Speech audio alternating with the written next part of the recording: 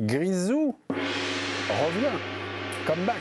Hier soir, Israël-France était le match d'après. 10 jours après l'annonce de sa retraite internationale d'Antoine Griezmann, eh bien pour les amoureux de Grisou, ce débat, cette conversation qui va suivre, et pour vous, Grégory Schneider a un regard singulier, très particulier sur cette retraite qui est pour lui plutôt un bol d'air, une mise en retrait, une pause, en tout cas momentanée. Voici sa minute pour convaincre. Grisou au Mondial 2026, il ne faudra peut-être l'écarter définitivement. Je vous passe la main. Analyse de la situation avec le docteur Schneider. Donc Griezmann prend son téléphone, il appelle Deschamps et il dit voilà, j'arrête. Si je suis Deschamps, je pense quoi? C'était quoi la fin de la mandature Griezmann en équipe de France? C'était des débats sur son déclin, on comptait son temps de jeu, on regardait quand est-ce qu'il sortait. On avait remarqué qu'il y avait 3 titularisations qui faisaient pas le compte lors du dernier Euro. Et il y avait autour de lui un feeling un peu négatif et malsain. Si je suis Deschamps, je lui dis écoute, terminé, tu prends on explique que tu prends une retraite, tu te mets de côté, tu retournes en club. Ils te connaissent bien, c'est le club de sa vie. Il a une relation privilégiée avec l'entraîneur, tu te refais la cerise et on reparle dans 1 an et demi si jamais il y a lieu. Alors si Nkunku s'impose, si Olysée s'impose, tant pis pour lui, mais on ne m'enlèvera pas de l'idée que tant qu'il est footballeur, il est encore mobilisable et c'est pas impossible. Là, il se donne un bol d'air, c'est quelque chose dont il avait besoin, il va retrouver l'essence de son métier, il n'est pas désactivé pour autant.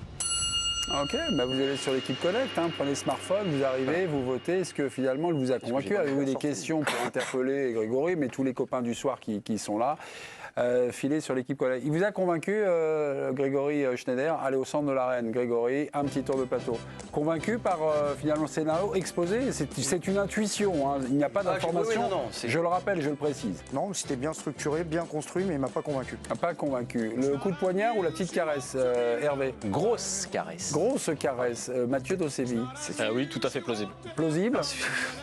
Envisageable Oui, moi je pense que ça peut être envisageable. Et après, la dernière intuition de Grégory Schneider, c'était Hongrie-Pays-Bas.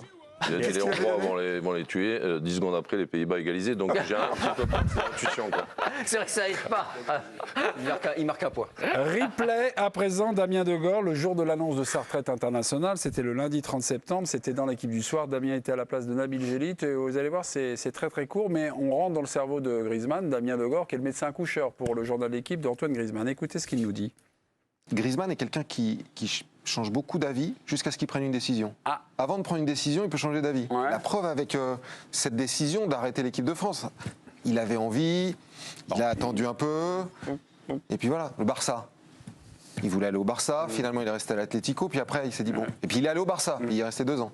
Là, je pense mais il est revenu à l'Atlético. Ouais, mais il est quand même resté 2 ans au Barça. Mais là, je pense que sa décision est... Et sur les réseaux sociaux, en tout cas, définitive. Voilà, c'est quelqu'un qui réfléchit beaucoup avant, qui peut hésiter, qui peut être ballotté, mais quand il l'annonce officiellement, il y a rien. Évidemment. C'est le seul humain comme ça. Alors, mais on sait très bien que tout peut changer. On vous parlait d'un être humain. Imaginez la retraite de Zinedine Zidane. Tout le monde pensait que c'était fini. Zidane, il a pris sa décision. Zidane, c'est Zidane. Zidane, c'est pas je pense un jour. Hervé, vous êtes de mauvaise foi. Pourquoi? Ou alors vous êtes amnésique. Pourquoi? Parce que 2004, je ne sais pas, oui, peut-être les deux, mon colonel vous dit, voilà. Parce que dès 2004, dès l'arrêt de carrière, moi je reçois le sélectionneur Raymond Domenech de l'époque. J'ai peut-être pas vu cette émission. Non, mais... Et franchement, il y a toujours un climat autour de l'éventuel retour de Zizou, qui est là, finalement, bon, il va faire 1 an de pause, mais il annonce sa retraite. Il annonce sa retraite. Mais il est toujours... Non, mais il l'annonce. Il n'est pas en train de dire, peut-être que je reviendrai. Oui, mais il est toujours dans le décor. Oui, mais c'est-à-dire le retour est toujours là. Oui, mais parce que ça fait partie du jeu médiatique, d'une certaine manière. Est-ce qu'il va revenir par dire? La preuve, on fait une interview, on parle de Griezmann alors qu'il a dit qu'il arrêtait.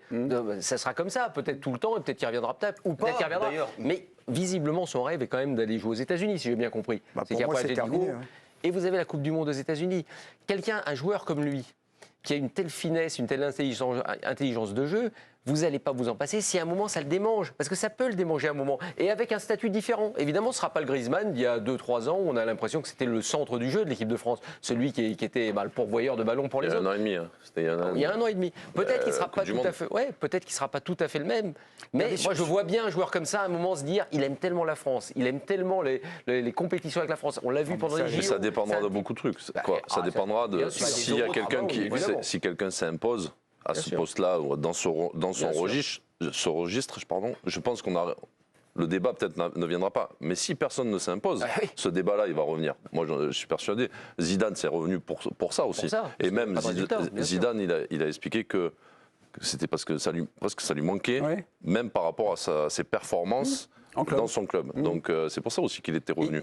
Mais il y avait un climat où ça manquait, quoi. Juste une petite notule. Contractuellement, Antoine Griezmann avec l'Atlético Madrid, il sera en fin de contrat, donc en juin prochain. Mais il a une année optionnelle activable, on va dire, de lui-même assez facilement. Donc déjà, là, il y aura une première alerte. Soit le feuilleton ou l'idée, finalement, que Griezmann pourrait revenir. S'il part en MLS en juin prochain, c'est terminé, on est bien d'accord. Non, parce que vous avez le cas Kanté. Vous avez le cas Kanté, par exemple. C'est-à-dire que quand un mec revient, Kanté, ça m'a marqué. Quand un type revient, on voit tout de suite ses bons côtés, en fait. C'est-à-dire que c'est pas le même niveau de championnat. Non, mais c'est pas du tout la même intensité aux États-Unis. C'est-à-dire que Arabie Saoudite, c'est non, mais c'est pas ce que je veux dire. Mais quand un mec revient, c'est comme si on avait effacé toutes les choses un peu mauvaises ou les choses un peu négatives, comme on le voyait. C'est comme si on le voyait mieux. Quand Kanté est revenu, on a dit oh mon Dieu, il court, comme si on l'avait oublié. C'est-à-dire que tu réinitialises le regard des gens. Ça n'a pas été une réussite, Kanté. À l'Euro. Ça a fait 2 matchs. Au début. Oui, non, mais ça a fait 2 matchs. Et après, le problème, c'est que physiquement, il a plongé. Selon moi, après. Moi, c'est mon avis. C'est-à-dire qu'en plus, sa qualité première, c'est cette générosité, ces déplacements, etc. Ce qu'il peut amener. Moi, j'ai vu. Parce qu'on est peut-être passé du rien au tout. Moi, je trouve qu'on lui a fait jouer tous les matchs. Peut-être qu'il aurait fallu qu'il se repose un peu. Aussi, ouais. Pour moi, c'était un autre truc qui était mal géré. Un, ses potes, ils sont partis. Ça, c'est important. Ouais. 2, j'ai pas l'intuition qu'il soit connecté d'une manière incroyable à la nouvelle génération. Avec ce sélectionneur-là, il n'a pas non plus tout fait pour le retenir. Voilà. Et vous dites qu'il y a un lien qui s'est un peu distendu avec son ancien chouchou. Pour moi, là, en fait, ce que j'entends, c'est la nostalgie de la belle histoire. Quoi. Ouais. Je suis pas nostalgique. Et c'est humain. Non, mais c'est beau d'ailleurs. C'est beau d'ailleurs. C'est très beau d'ailleurs. Non, mais il y a aussi ses performances, tant qu'il est encore performant. Non, mais on a toujours envie, pas... on a toujours quelque part psychologiquement envie que ça ne s'arrête pas, que ça continue éternellement. Parce que quand on aime quelque chose... Non, pas une seconde. Attendez les gars, je ne suis pas en train de vous analyser quoi. Je m'y connais un peu en matière humaine. Donc, mais pour moi, c'est terminé, sauf si on change de sélectionneur. Et si un sélectionneur qui arrive par-dessus... Ça n'arrivera pas. Mais voilà, là, effectivement, il l'appelle, il lui dit je compte sur toi. Non, mais il y a eu un vrai souci, une vraie cassure à l'Euro. Voilà. Pour moi, alors après tout le monde va sauter au plafond, mais pour moi, Griezmann, c'est à son niveau, au niveau de la sélection, c'est Messi, pour moi. Donc Messi, qu'est-ce qui s'est passé à la Coupe du Monde 2022 ? Protégé. Tu le mets dans les meilleures conditions pour qu'il puisse te faire la différence. Mais là, l'Euro, tout a été fait et tout a été mis en place pour qu'il soit dans les meilleures conditions. Pour moi, c'est une variable d'ajustement. Oui, c'est une variable d'ajustement. Ça a été mis là, après à un côté, après sur le banc, après tu le fais revenir. Non, mais tu as cassé. Il a été déclassé, le mec. Il y a une vraie lassitude psychologique, on l'a senti, et c'est pour ça il s'est mis en retrait. Et on voit que c'est. Moi, là où ça me donne un peu d'espoir, c'est le fait qu'il est encore compétitif en club. S'il y avait une vraie. On va dire lassitude du foot en général. On pourrait se dire, là d'accord, il a envie de se mettre en retrait. Il en a marre. Mais il est compétitif en club. Donc on sent que c'est vraiment plus par rapport à la fracture qu'il y a pu avoir à la Coupe du Monde. Et de se sentir redésiré aussi.